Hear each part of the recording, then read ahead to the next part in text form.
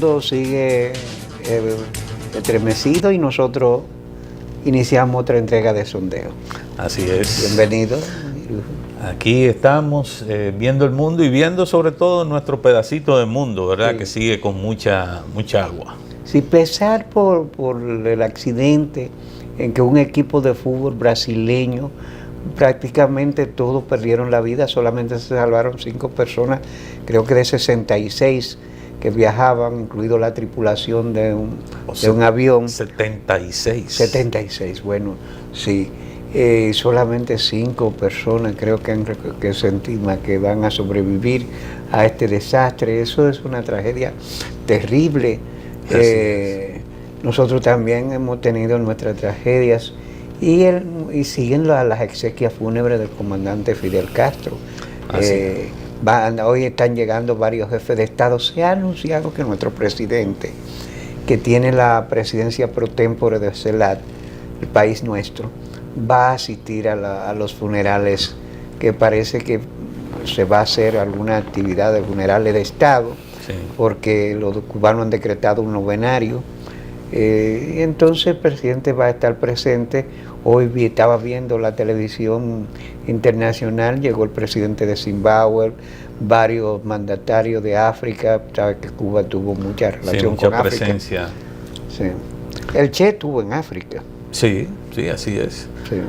Bueno, y claro, sobre todo algunos presidentes de América del Sur, sí, sí, que con lo que ha tenido Cuba, ha tenido una relación muy estrecha, y ellos también con Cuba y Fidel. Y bueno, creo que hasta el sábado van a ser las actividades más frecuentes. Creo que para el sábado precisamente que está previsto el funeral en Santiago, sí, su tierra natal, su provincia natal.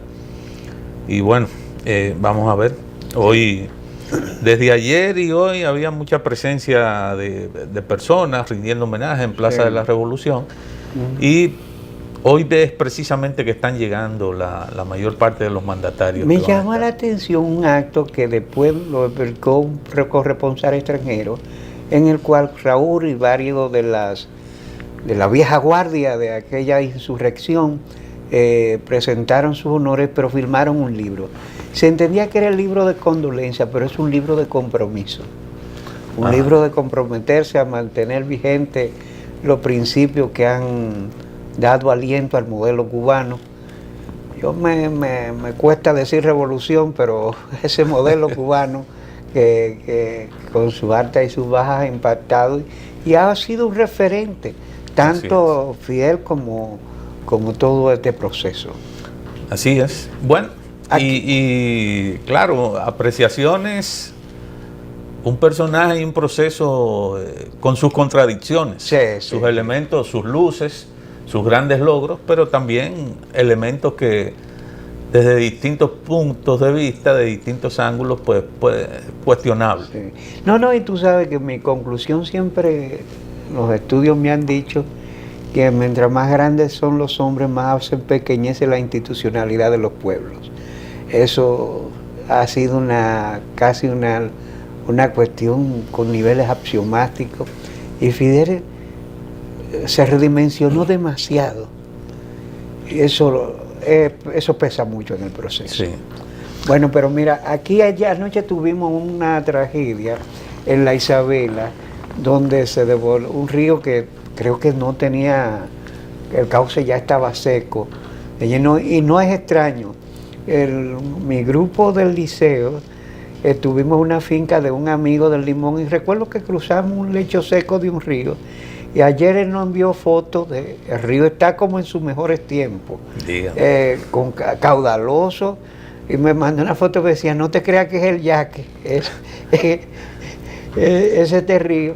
Los cambios climáticos están siendo la nota característica. Recientemente, hace unos días, en Australia, se produjo un fenómeno sumamente extraño, una tormenta eléctrica, que incluso afectó a los seres humanos. Esta misma situación, tragedia del equipo, tuvo que ver, claro, con falla del avión, pero con un estado del tiempo problemático. En Bolivia hay una sequía terrible, Sí. Todo el mundo está alborotado climáticamente y nosotros hemos querido hablar entonces para tratar el tema con el especialista más conspicuo de la vida del país, un hombre que además de sus estudios ha exhibido un compromiso muy enaltecedor con el medio ambiente y es una figura que ha marchado, y ya eso es mucho aquí en este país, con su humildad a cuesta y con su carga de conocimiento. Nos referimos a don Luis Carvajal, a quien damos la bienvenida a Sondeo para conversar por el tema medioambiental. Bueno, gracias, sobre todo por esa introducción. Yo estaba buscando a ver quién era el invitado y no veía a nadie más, pero parece que ese soy yo en la exageración y la nobleza de ustedes. No. Habla la admiración y el reconocimiento. Sí, así es. De verdad, fíjate, que Bolívar dijo una frase que yo creo que ha marcado el mundo americano. Es la América infeliz que solamente reconoce a tus grandes hombres cuando son tus grandes muertos. Y eso hay que terminarlo. Y tú sabes bien que primeramente en la sociedad del espectáculo la ciencia no paga. Y lo sabemos nosotros.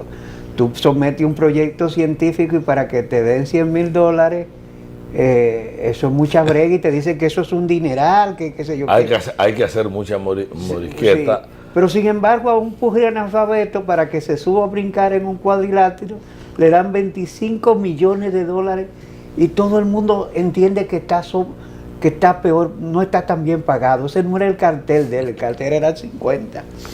O sea, esta es la sociedad del espectáculo y es una realidad. Entonces, reconocer a un hombre de ciencia que lo eres, un ciudadano comprometido que lo eres, caramba, es lo más correcto y adecuado. No hay exageración. No, ninguna. No, pero yo prefiero... Plantear eso. Realmente el medio ambiente parece ser que nosotros estamos en la coordenada de una... yo no sé si es correcto el término, pero yo la he estado llamando tensiones climáticas y cambios abruptos que deberían llamarnos la atención. ¿Es así o simplemente estamos ante ciclos de alteraciones periódicas? Son las dos cosas. Oh. Estamos ante ciclos de alteraciones periódicas, naturales, agravadas y potencializadas por las tendencias generales del clima, pero a la vez multiplicadas en sus efectos por el mal manejo del ambiente. Para que entendamos, lo que estamos viviendo ahora es un ciclo natural que se ha ido a un extremo. Siempre en noviembre empieza la época de los frentes. Sí. Los frentes fríos son normales, los fríos traen un tipo de humedad y cambian el patrón de lluvia del país hacia una zona. Por ejemplo, en el noroeste es la época normal de lluvia, no es mayo, agosto, septiembre, eso es noviembre. En el país hay 3 regímenes de lluvia. El que está asociado a los ciclones, es decir, a centros de baja presión, se calienta el suelo, ese calor calienta el aire se expande, se crea un vacío y viene viento húmedo de todas partes y produce la llamada lluvia convectiva. Esta es la que mete la mayor cantidad de agua. Conocemos su forma mayor, que son los huracanes que vienen desde África por el este, penetran al Caribe y depositan toda esa lluvia. El que quiera entender la importancia de esa lluvia, nosotros acabamos de pasar un fenómeno del Niño, es decir, un calentamiento del Pacífico que produce ya grandes masas de humedad que caen sobre la franja continental, pero en el Caribe no llega agua. Y el aire que llega, viene un aire caliente que se levanta en el centro norte de África, en la zona del Sahara, y por las alturas se instala. Eso fue el año pasado.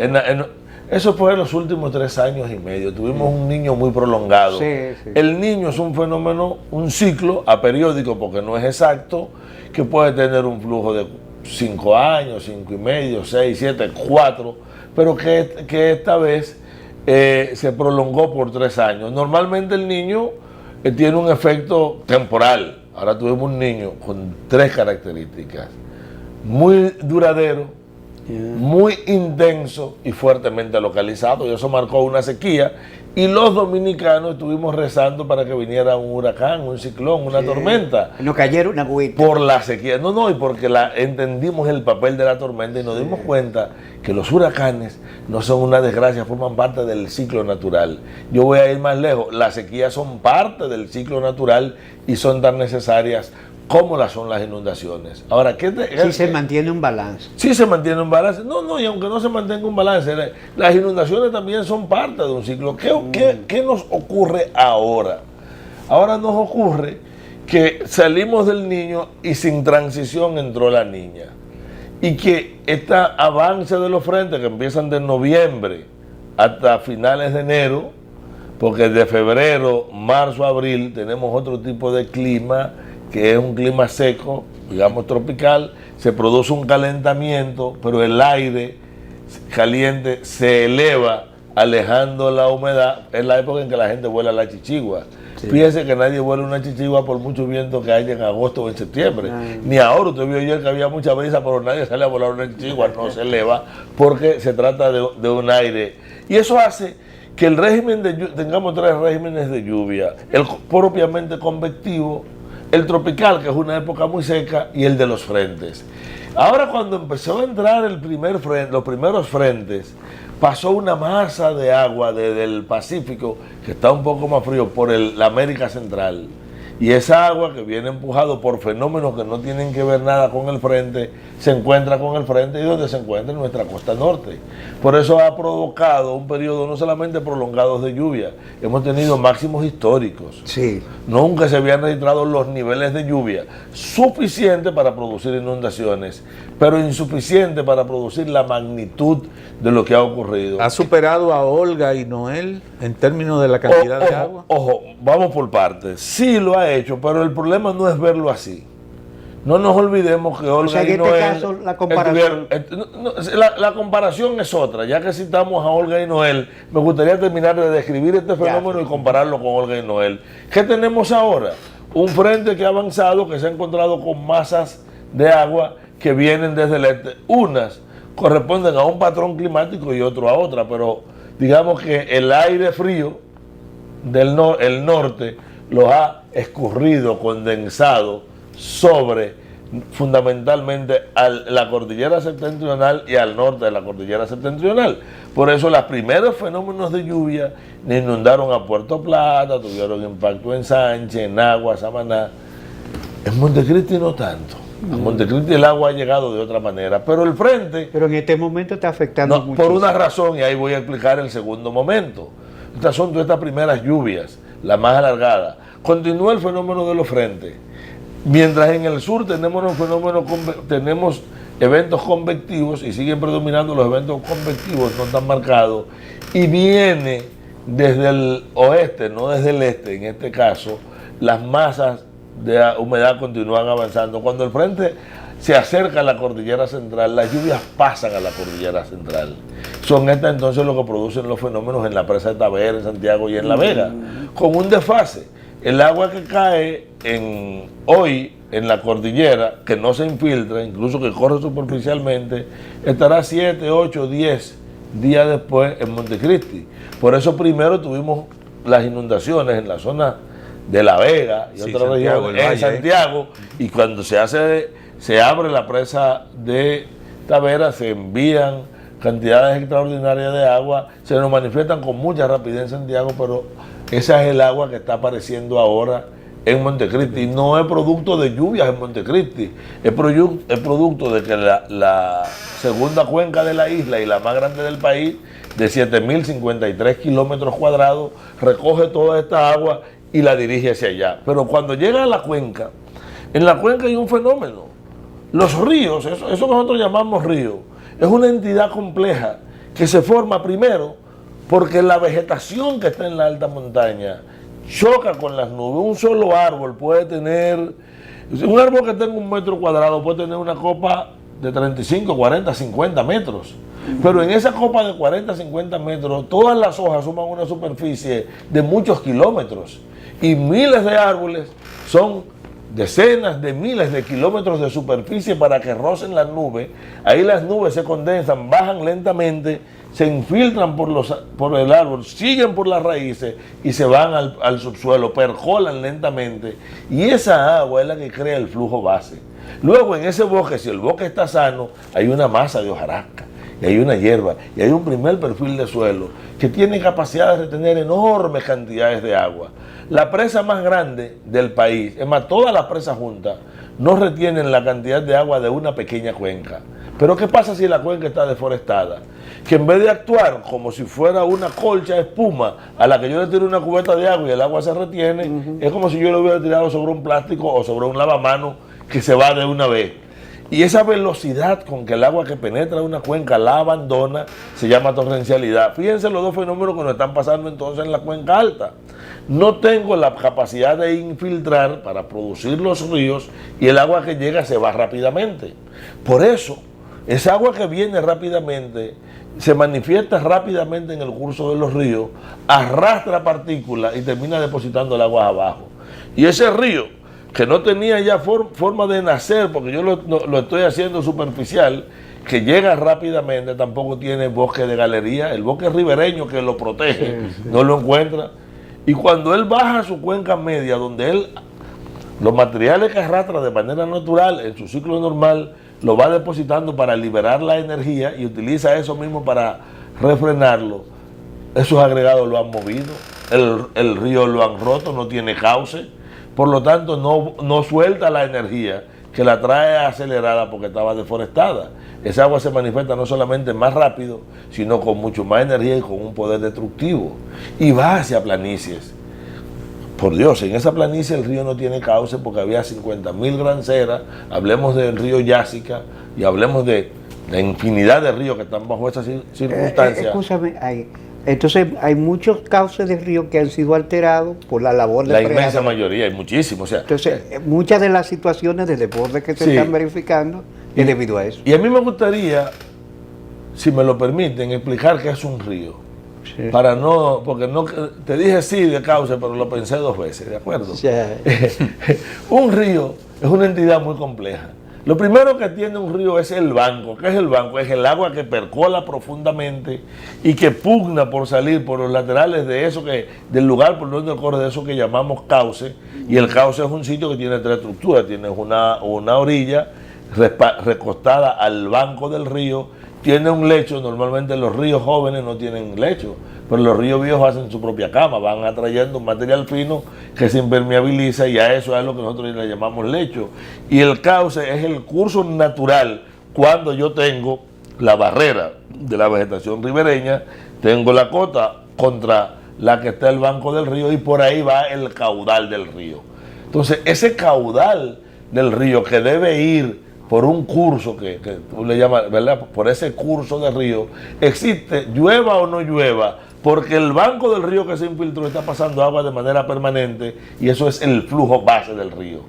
Si llueve, hay una parte del agua que va a llegar superficialmente o llegará superficialmente muy rápidamente y esa, aunque cae en el caudal, los hidrólogos le llaman agua en exceso porque ella forma solamente parte temporal del río. Ese no es el río, eso es un exceso de agua que está corriendo por ese lecho. ¿Qué pasa? Que los ríos que estamos aparentemente secando son los que me aparecen de repente. El agua solamente puede correr superficialmente, no hay posibilidad de curso subsuperficial. Ocupa el cauce, o sea, ocupa el curso y coge por ese cauce aguas abajo. ¿Qué ocurre? Que no tiene donde refrenarse porque está roto, ni tiene quien lo contenga a los lados. Entonces él tiene mayor capacidad erosiva, arrastra incluso materiales de los suelos que están por ahí, y ese suelo que debió haber estado sirviendo para producir, para tener una vegetación, es el suelo que tú lo encuentras ahora en los portales de la casa y en los patios en Puerto Plata o en Montecristi o en la infinidad de sitios que están. Pero oye, otro elemento pesado, la gente que estaba sacando arena no se limitó a romper la orilla, se comió la berma, se comió la planicie de inundación. Y ¿Qué es la berma? Es, para ilustrar a nuestros... Sí. El área de influencia, digamos, del río, a cada lado. El área de influencia incluye la berma, la planicie de inundación. Es esta área que por debajo está saturada también. Usted ve que usted mete la pala al lado del río y te sale que ahí había agua. Sí. No era solo la planicie de inundación, que pues tú vas más para allá y pues está seca. Esta zona de la berma es parte del banco, pero es el banco donde el río está remansado, digamos en la zona en la que no hay marcada pendiente. Y esas bermas y esta planicie de inundación destruida implican que a veces yo rompí también el manto freático. Por lo tanto, cuando viene poca agua, el agua se va por ahí. La berma rota hace que el agua se evapore. Y miren qué ocurre, que estas inundaciones de ahora son la garantía de la sequía que viene. ¿Por qué? Porque el agua no se pudo quedar arriba en la cuenca, pues bajó todita. Por lo tanto, yo no voy a alimentar el río después. El cauce lo tengo desmadrado, se evapora. Y la poca que logra llegar se me infiltra. ¿Qué es lo que estamos teniendo entonces nosotros? Un fenómeno natural que ciertamente tenía capacidad para producir inundaciones porque llegó a niveles récord y íbamos a tener una cantidad de agua en exceso que se iba a manifestar superficialmente, potencializado por la sociedad. Ahora, cuando esto llega sobre este medio ambiente destruido, deforestación arriba, no bosque ribereño, el río roto, entra a una ciudad donde los síndicos, para darle unos chelitos al compañerito o a la compañía del socio o para él mismo hacer la mafia, eliminó, y la acera que antes debían tener un pedazo con hierba y con mata, está toda encementada. Sí. Y yo encuentro una enorme planicie sin zona de infiltración. Y allí donde tengo las obras artificiales de infiltración, que son los drenajes naturales, las cunetas, lo tengo lleno de plástico. ¿Qué más queremos para el desastre? Después decimos, y hay medios que dicen que estamos ante un desastre natural. No, tenemos un desastre social, donde la falta de ordenamiento de la naturaleza y la falta de ordenamiento de la sociedad y la asimetría y la falta de definición de política hacen que estos eventos cíclicos naturales, que fue la pregunta de entrada, creo que dio una vuelta muy larga, que estos fenómenos cíclicos naturales, que pueden ser extremos, cuando sean extremos en sus impactos sobre la sociedad, pero son naturales, aún los eventos extremos, porque en la naturaleza ocurren eventos extremos. El que tiene que estar preparado es la sociedad, que se debe organizar para el evento extremo máximo posible, por ejemplo, para la precipitación máxima posible. Entonces, ¿qué tenemos ahora?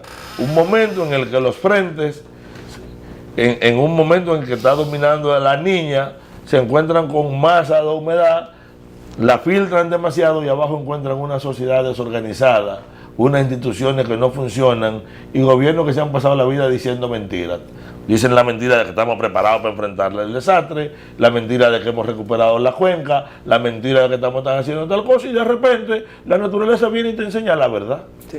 Ha tocado el tema exactamente que a mí me parece más sensitivo. Este año precisamente el presidente Medina, al sobrevolar por un área que está depredada, se sintió alarmado y dijo que había que cuidar eso.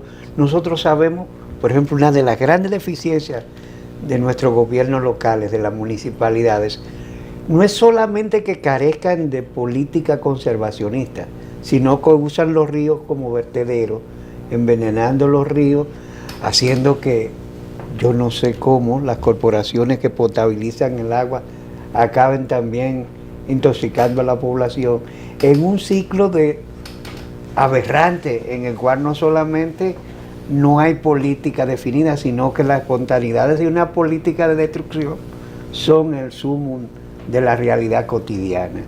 Esa situación, para elaborarla como pregunta, pero para que vaya pensando, porque es verdad, es un desastre social, es una carencia política. Vamos a dejarla planteada para ir a la primera pausa de nuestro programa. Venimos ahora. Bien. O sea, que se...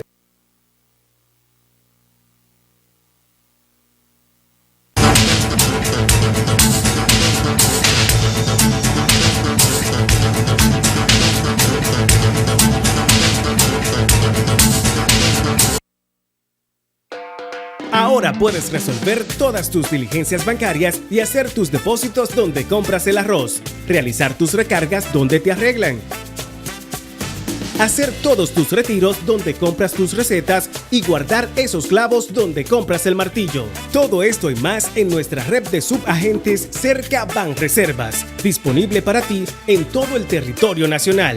Realiza gratis tus retiros, depósitos, recargas, pagos de tarjetas, consultas, transferencias entre cuentas, pago de multas y trámites de licencias. Subagente bancario Cerca Banreservas, tu banco fuera del banco. Banreservas, el banco de los dominicanos.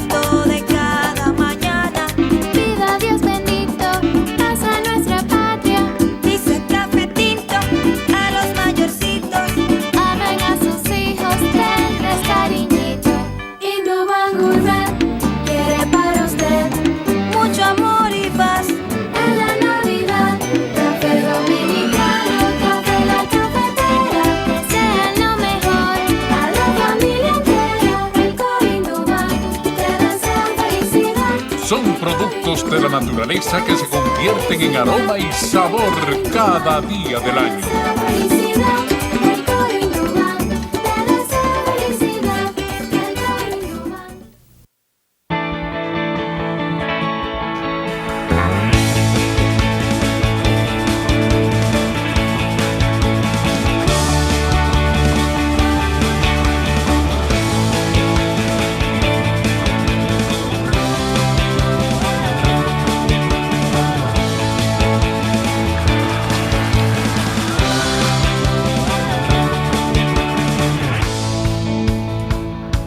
Dale millas a tu vida. Ahora también cambia tus millas para pagar tu tarjeta de crédito y los impuestos de boletos aéreos. Entra a popularenlinea.com y descubre todo lo que puedes hacer con ellas. Popular, a tu lado siempre. La CDEE, enfocados en su plan integral, trabaja en más de 100 proyectos de reducción de pérdidas y rehabilitación de redes en todo el país para mejorar el voltaje y mantener la continuidad del servicio. Se construyen 8 nuevas subestaciones, 16 en proceso de repotenciación, 24 en total. Avanzamos con 1.825 kilómetros de redes rehabilitadas, 268 kilómetros de nuevos circuitos, más de 20.000 clientes prepagos, 243.000 clientes normalizados, 212.000 nuevos clientes telemedidos, alcanzando ya más de 340.000 en las 3 sedes. Corporación Dominicana de Empresas Eléctricas Estatales, CDEE, hacia la solución definitiva.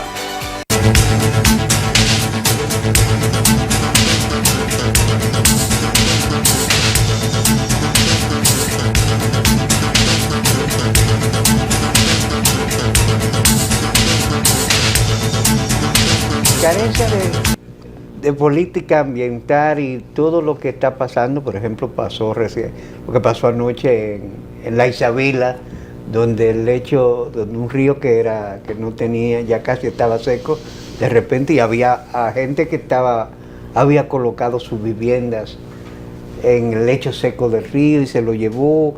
Todas esas situaciones y las recientes declaraciones y preocupaciones del presidente no son una señal de que la comunidad, la vida dominicana, los grupos dominicanos, sobre todo los planificadores, deben tomar en serio la situación. Que yo, Danilo, te modificaría el término que utilizaste en el sentido de carencia de política ecológica o falta de aplicación, porque me parece que en eso hay también un tema. Sí. No, ni una cosa ni la otra, políticas equivocadas. Mira, yo quisiera empezar, cuando tú ahorita mencionaste la preocupación que expresó el presidente y cómo él se alarmó, No me voy a olvidar nunca que eso fue en septiembre, finales de septiembre, luego lo ratificó en octubre y lo estaba planteando, que es el mismo presidente que cuando fue a París y llevó un informe que decía que teníamos un 39.8% de cobertura forestal, que estábamos en un proceso franco de recuperación de costa, que los manglares habían mejorado, que teníamos entre un 15 y un 18% de recuperación de manglares, que habíamos bajado las emisiones de... Sí, eso dice el documento nacional, es un documento que se presentó en nombre de todos nosotros. Desde luego, nosotros conocimos el documento casi de manera clandestina porque aquí no se dio a conocer el país, está plagado de mentiras. Claro, cuando él cambia de ministro y llega el nuevo ministro y el nuevo ministro coge los mismos datos del mismo ministerio, no fue que se inventó, se da cuenta que coincide con la preocupación del país y descubre que Valle Nuevo está deforestado, que tiene cerca de un 70% de golpeo. Estamos hablando de 344 kilómetros afectados por una agricultura intensiva en tecnología y capital que lo desmonta todo, y más de 300 kilómetros directos por la área protegida. Esa área protegida de 910 kilómetros, que cuando analiza el parque Armando Bermúdez, descubre que ese es peor todavía. Cuando vamos al Manolo Tavares, arriba de la presa, y vamos área por área, el Nalga de Maco, área por área.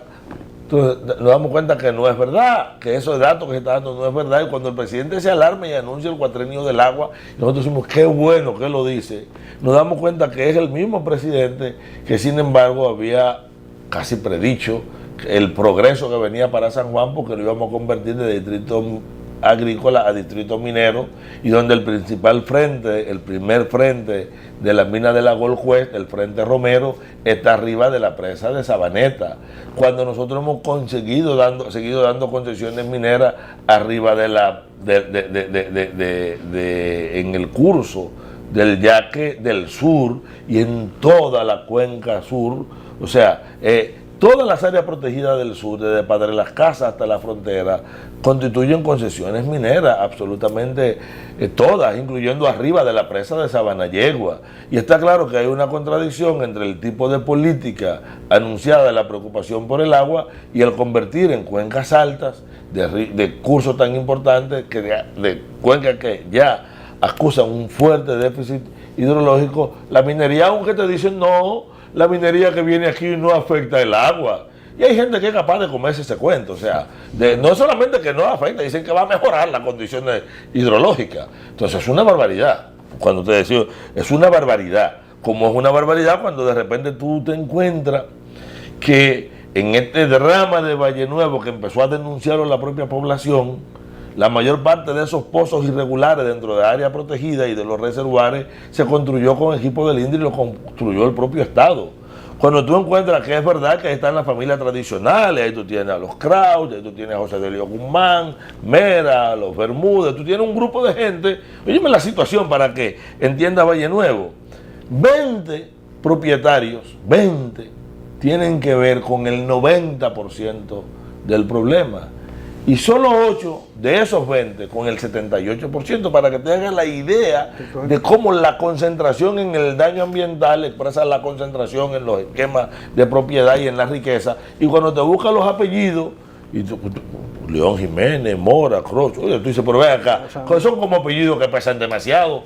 Y cuando buscan lo que no son eso, lo nuevo, te encuentras un paquetón de compañeritos del comité político del PLD, incluso algunos que han sido funcionarios, con terrenos allí. Tú te encuentras a Felucho, y tú te encuentras en militares como Soto Jiménez, que se coge para él el área que debió haber sido un área como parte de la estructura de protección, o Grullón, que fue el último jefe de las Fuerzas Armadas, y tú te sorprendes cuando una parte del aparato político, del aparato militar, del poder económico del país son los principales causantes del problema ambiental, pero en la capital, en los diversos pueblos, la gente está creyendo que son los campesinos pobres, los grandes deforestadores, cuando uno solo de estos tiene la capacidad de hacer el daño multiplicado de decenas de miles de familias que ocupan las áreas cordilleranas. Y nota como de repente, para yo poder establecer una política de protección, tengo no solamente que ordenar el territorio, sino ordenar la sociedad. Por ahí aparecen algunos. Por ejemplo, la familia Guzmán ha ido a los medios de comunicación a decir en estos días, mira, nosotros compramos ahí, teníamos 150,000 tareas, pero ellos le pagaron 131,000 tareas. Sí, se dice que... Sí, pero no podían tener 150,000 tareas porque la ley 292 del latifundio te dice que en terreno categoría 7, que es el más malo, y ellos no están en lo más malo, el máximo que se puede tener son 35,000 tareas y lo quita sin compensar y dice que deben pasar o a la reforma agraria o a la conservación. Pero si tú aplicas de las 7 leyes agrarias, las 4 vigentes que lo tocan, en realidad, toda esta gente que dice que tiene terreno allí, lo que están son delinquiendo en una apropiación ilegal y andan todavía por ahí reclamando. Pero hay gente en la sociedad que dice... Hay la Procuraduría de Medio Ambiente, que tiene, ese debería ser su trabajo. Eso lo dijiste, ese debería ser su trabajo. Pero bueno, ya eso escapa a las razones ambientales. Hay razones en las que tú cierras. Pero yo quiero poner el caso, porque entre este delito ambiental y la persona que se llevó su casa o la familia que acaba de morir en la Isabela, hay un hilo común. Esta conducta de las aguas están asociadas a una conducta frente a la naturaleza que tiene un impacto, y la pobreza siempre va al lugar más frágil. Óyeme, que haya casas en el lecho de un río, te dice que no hay ordenamiento del territorio. No. Y me dirá, bueno, se colocó sin permiso. Me dice entonces que no hay institucionalidad funcionando. Bueno, es que esta gente que se colocaron no tenían dónde estar. Me dice que la pobreza es una razón. Y fíjate cómo de repente debilidad institucional, pobreza, falta de políticas y riqueza excesiva, o sea, la indecencia del poder excesivo que da la riqueza, terminan siendo factores causales de un fenómeno que nosotros después terminamos creyendo que es climático. Y de lo más lejos que está es lo del clima, la bondad del clima. Óyeme, yo asistí a misas con el padre Cicero, con Eugenio de Jesús Marcano y con mucha gente porque se estaba secando el lago Enriquillo. Y asistí a misa recientemente porque se estaba desbordando. Uno para que se pusiera chiquito y otro para que se pusiera grande. Cuando entendemos que el lago es una entidad diacrónica que crece y se expande y se pone chiquito, y sabemos, por ejemplo, que las caritas las pintaron en yola y que la madera que se llevó para construir se llevó en barcos de un lugar a otro por las dimensiones, ahí mismo desembarcado donde está hoy la aduana. Que la aduana quedó bajo agua, claro, porque la construimos ahí. De repente queremos que la naturaleza se comporte de acuerdo a nuestras necesidades y no nosotros organizarnos de acuerdo a ella. Pero peor aún, hay gente que son capaces de exprimir la naturaleza para capitalizarse a pesar de ella, para expandir su capital independientemente de que yo la degrade, la delimite, incremente o multiplique los riesgos.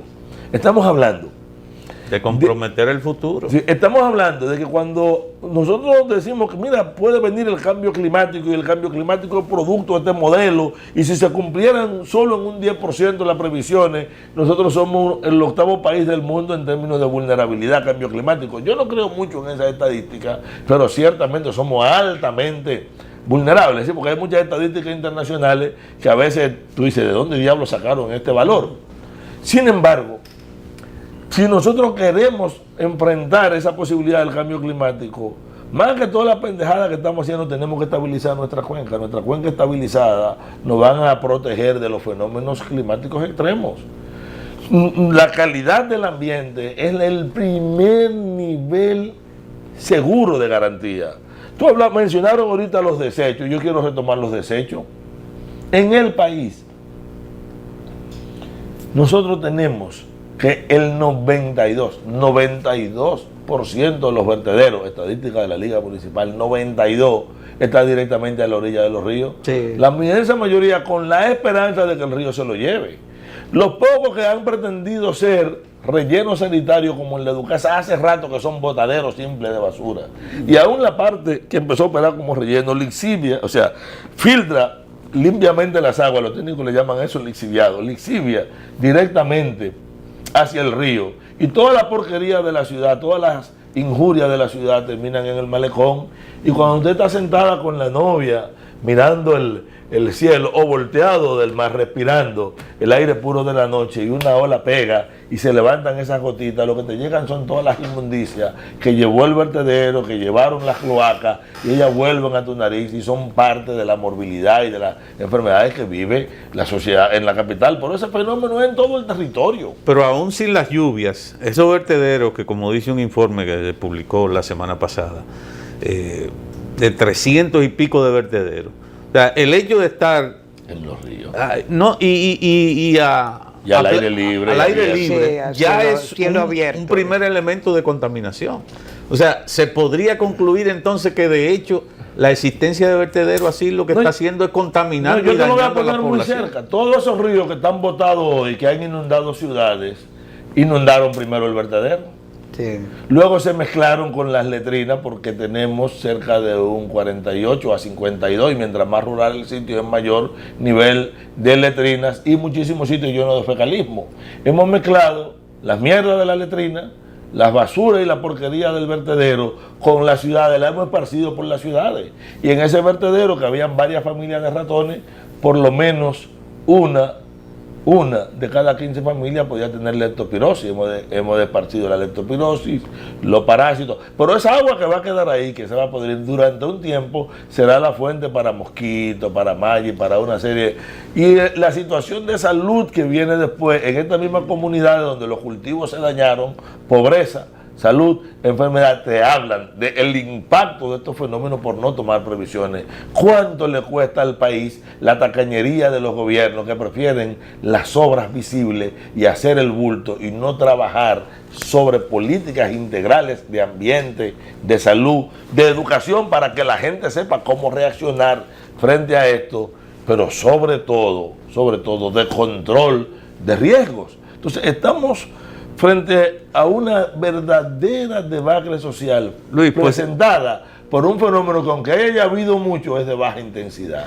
Este no es el fenómeno más grave que nos puede llegar. Quiere decir entonces que todas esas plantaciones de banano ahí en la zona de Montecristi, Guayubín y todo, y al arroz, que ahora están inundadas, prácticamente esa producción se proscribe. Hay mucha que se va a perder, hay que hacer la evaluación, pero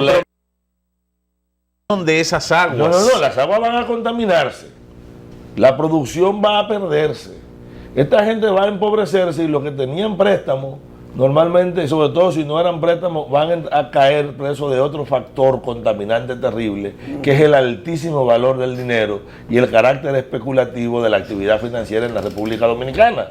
Fíjense cómo de repente todos los factores se juntan y a pesar de todo, en la desgracia ambiental hay un grupo de familias que se nutren. Oh, maravilla, también son los dueños de los bancos o están asociados a ellos. Oh, maravilla, para ellos la desgracia no es un golpeo porque ellos pueden disponer del seguro, pero al final a quien le deben es a ellos y probablemente muchas de estas familias que son ricas se enriquezcan más con la pobreza porque el que no puede pagar tendrá hipotecada la tierra o de alguna u otra manera quedará durante mucho tiempo gracias a la deuda financiera trabajando para el dueño de esto que fue el mismo que causante de todo esto. Es terrible porque en última instancia tenemos que igual que se concentran los capitales, se concentran las culpabilidades y se concentran los pecados. Mientras que nosotros estamos socializando el infierno, tenemos un cielo privatizado que tiene que ser enfocado de alguna manera. Está hablando de la existencia de un círculo perverso. Estamos hablando de un núcleo perverso, donde lamentablemente, tenemos que decirlo así, la riqueza concentrada es perversa, porque esa riqueza es la que destruye el ambiente, esa riqueza necesita la sociedad desorganizada, necesita la fragilidad, fabrica pobres de manera continua y permanente y vive y se expande gracias a la dimensión y a la magnitud de esa pobreza. Ayer conversábamos sobre un tema jurídico, jurista aquí presente. Yo les recordaba que en este país hay leyes para todo, incluso Macabón prohibió escupir redondo. Y decimos que hay una Procuraduría del Medio Ambiente y por lo que dice, todo existen regulaciones que parece que no están siendo aplicadas. Eso y definir la política que sigue el Ministerio del Medio Ambiente. Es tema que vamos a abordar cuando regresemos de la última pausa, porque el tiempo se nos ha venido encima.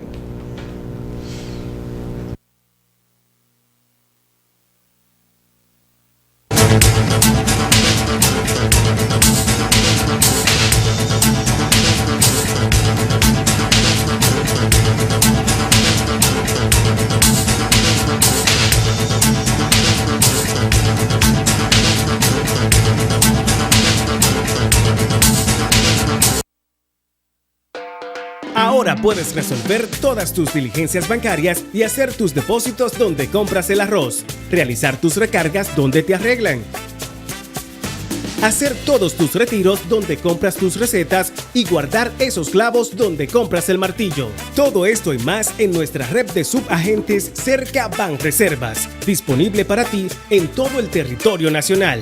Realiza gratis tus retiros, depósitos, recargas, pagos de tarjetas, consultas, transferencias entre cuentas, pago de multas y trámites de licencias. Subagente bancario Cerca Banreservas, tu banco fuera del banco. Banreservas, el banco de los dominicanos.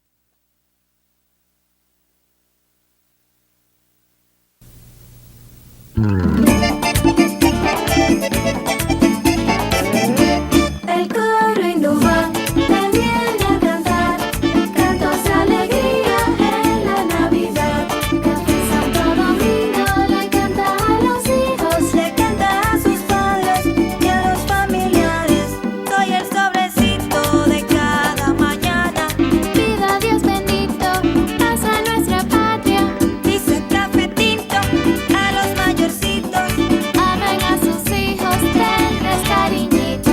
Indubán Gourmet quiere para usted mucho amor y paz en la Navidad. Café dominicano, café la cafetera, desean lo mejor a la familia entera. El coro Indubán te desea felicidad. Son productos de la naturaleza que se convierten en aroma y sabor cada día del año. Felicidad, el coro Indubán te desea felicidad. El coro Indubán.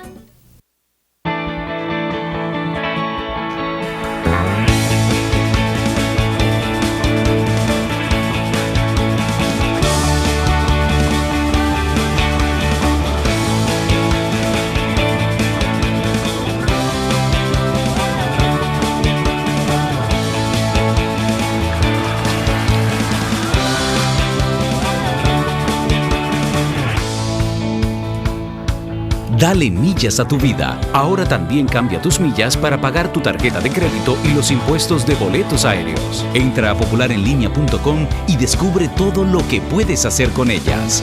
Popular, a tu lado siempre. La CDEE, enfocados en su plan integral, trabaja en más de 100 proyectos de reducción de pérdidas y rehabilitación de redes en todo el país para mejorar el voltaje y mantener la continuidad del servicio.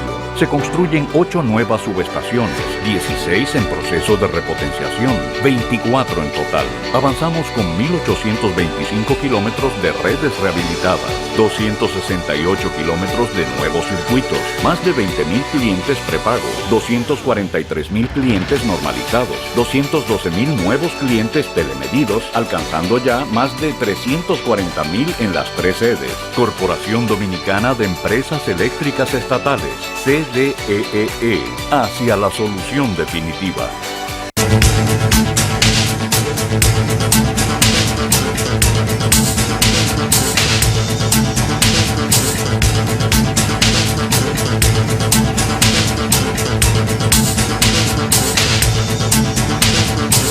Los ambientalistas, una vez el presidente Mejía, con su atipicidades, vamos a denominarla, habló de que aquí había ambientalistas patológicos. Creo que te ubicaba entre los ambientalistas. No, me lo dijo a mí. Y talibanes. Me lo dijo en una reunión en la que yo estaba presente y lo dijo dirigiéndose a mí. No, dijo que éramos fundamentalistas ambientales. Pero es el mismo presidente que todavía sin juramentarse, cuando se discutía la ley de medio ambiente, en una reunión en la que participamos un grupo y debatíamos, y en ese momento el actual presidente del Tribunal Constitucional cogió un turno para decir que, coño, que el país que lo iban a cerrar si se aprobaba la ley 64 y que había intereses, y nosotros representábamos intereses, hizo lo siguiente, me dijo, pues párese usted,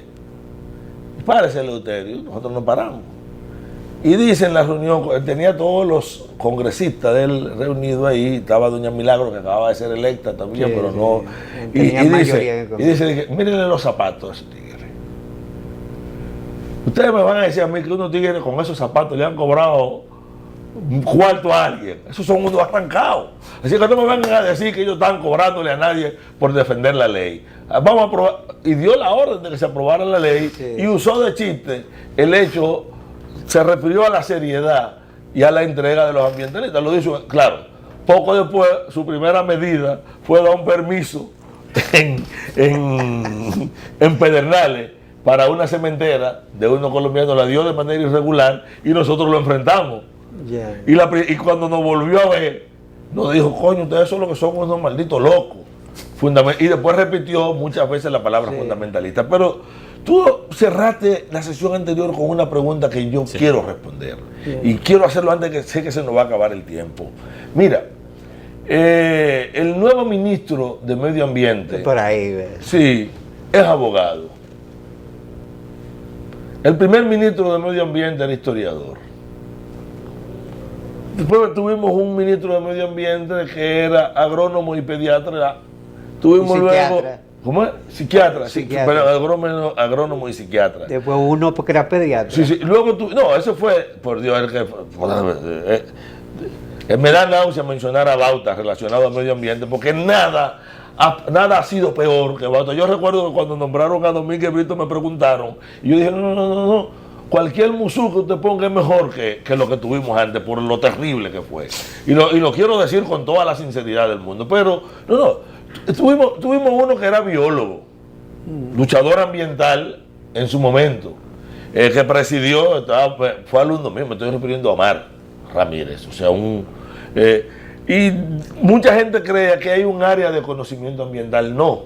¿Qué es lo ambiental? Lo ambiental no es la naturaleza, aunque lo implique. Lo ambiental implica, o sea, cuando hablamos de lo ambiental, es darnos cuenta que los seres humanos tenemos que vivir y transformar la naturaleza, y al que transformarla, producimos bienes, riqueza, ¿verdad? Pero producimos cosas que no usamos, que peor aún, que más que ser bienes, o sea, que algo que sirve para generar necesidad, tenemos la necesidad de deshacernos de ello, basura o como usted quiera. Los ecologistas, por esa palabra fina, y en este programa fino la voy a usar, decimos que yo produzco entalpía, energía de orden, que es riqueza o bienes, pero yo siempre produzco entropía. Y los físicos me dicen que en todos los procesos físicos son cerrados, su balance es cero. Por lo tanto, si yo produzco entalpía, produzco entropía, o sea, produzco riqueza. ¿Qué es lo ambiental? Cuando yo me doy cuenta que el mismo proceso de generación de riqueza es en el cual yo genero cuestiones que no me funcionan, pero que la economía siempre se aplicó en cómo yo distribuía la riqueza. A lo otro no le puse nombre. Pero si yo le voy a poner un nombre, ¿qué es lo contrario de la riqueza? La pobreza. La pobreza. Entonces, ¿qué es lo ambiental? Es descubrir que la pobreza es una entidad material, que se acumula, que se transfiere, que se hereda y que se genera en el mismo proceso en que se generan las riquezas. Pero que los economistas siempre explicaron la riqueza y decían, la riqueza está mal apropiada, la pobreza está peor apropiada. Durante mucho tiempo se socializó, y mientras el capitalista era un estricto defensor de la riqueza, era el comunista más radical al socializar la pobreza. Sí. La externalizó. Claro, cuando esa externalización no se podía ocultar porque era muy grande, porque terminaba afectando a toda la sociedad en su conjunto, lo descubrimos y eso le llamamos el fenómeno ambiental. Pero lo ambiental no está referido a la naturaleza. Por lo tanto, no hay nadie más radical y más fundalista que el que para expandir su capital es capaz de ampliar la pobreza, en sentido general. Por lo tanto, es capaz de degradar el medio ambiente. Volvamos al ministro. El actual ministro, cuando llega, lo primero que hace es reunirse con el movimiento ambiental. De hecho, te lo puedo confesar que cuando él lo nombra, se comunicó con nosotros a decirnos, yo quiero reunirme con la Comisión Ambiental de la Academia y de la Universidad y quiero reunirme con el movimiento ambiental. A esa primera reunión nosotros le enviamos una nota diciéndole, nosotros creemos que es lo que hemos dicho siempre. Y desde que él llegó, ha habido una línea de contacto permanente con el movimiento ambiental.